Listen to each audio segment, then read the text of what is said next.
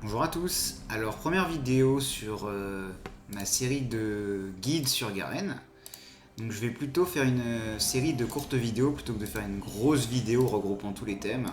Je pense que ce sera plus agréable à regarder et comme ça, les différents sujets que je vais aborder seront distinguables plus facilement. Donc, la première vidéo va traiter. Je vais baisser un peu le son avant. Alors, la première vidéo va traiter de l'identité du champion en fait. Garen, qu'est-ce que c'est? Est-ce que c'est un guerrier, c'est un assassin, c'est un tank? On sait pas trop en fait, parce que le champion a l'air d'avoir plusieurs casquettes. Et répondre à cette question est important parce que ça va me permettre de pouvoir expliquer plus facilement les différents choix que je fais lorsque je joue le champion. Pour qu'on puisse vraiment comprendre pourquoi Garen est joué par la majorité des bons joueurs de Garen d'une certaine manière et pas d'une autre. Alors du coup, Garen d'abord c'est un assassin. C'est surtout un assassin. C'est assez.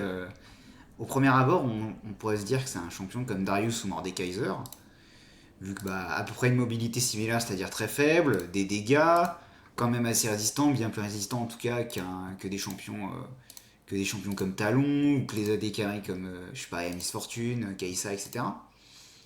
Mais en fait, Garen est quand même différent parce que je vais reprendre Darius et Mordekaiser comme exemple. En fait, ces deux champions, lorsqu'ils sont dans un combat, ils ont envie que le combat s'allonge un petit peu en fait pour pouvoir placer leur jeu.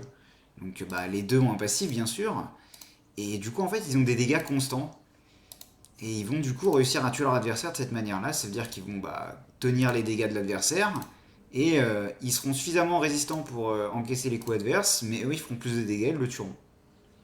Mais Garen ne fonctionne pas du tout comme ça en fait. Garen c'est un champion qui met beaucoup de dégâts en très peu de temps, comme un assassin, donc il a beaucoup de burst, et dès qu'il a usé ses deux habilités principales, donc le A et le E, en fait Garen n'a plus grand chose. Hein. Il lui reste que son R pour achever une cible, éventuellement l'Ignite pour augmenter ses dégâts, et puis après c'est tout. Hein. Et là est la grande différence entre Garen et des champions comme Darius et Mord. C'est pour ça que Garen est un assassin et c'est pas vraiment un guerrier. Donc Garen est un assassin. Mais comme il a peu de mobilité, il a besoin de résister. Parce qu'il va être obligé d'échanger ses points de vie contre son positionnement.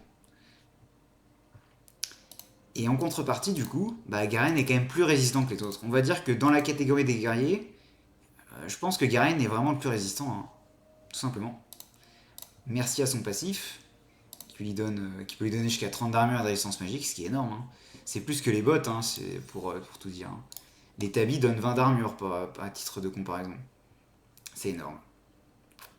Du coup, Garen est un assassin. C'est quand même un peu un guerrier au passage, parce qu'il a les mêmes des caractéristiques similaires aux autres guerriers. Et ce n'est pas un tank. Garen n'est pas du tout un tank parce que Garen n'a qu'un seul CC, c'est un silence qui n'affecte qu'une seule cible. C'est vraiment nul. Donc, enfin, nul si on met dans la catégorie des tanks hein, par rapport à un Horn. Et en plus, Garen, pour faire plus de dégâts, il a besoin de faire des objets qui donnent des dégâts, contrairement au tank. Du coup, je pense que j'ai assez bien résumé le sujet de la vidéo. Donc, Garen, pour récapituler, c'est un assassin avec peu de mobilité.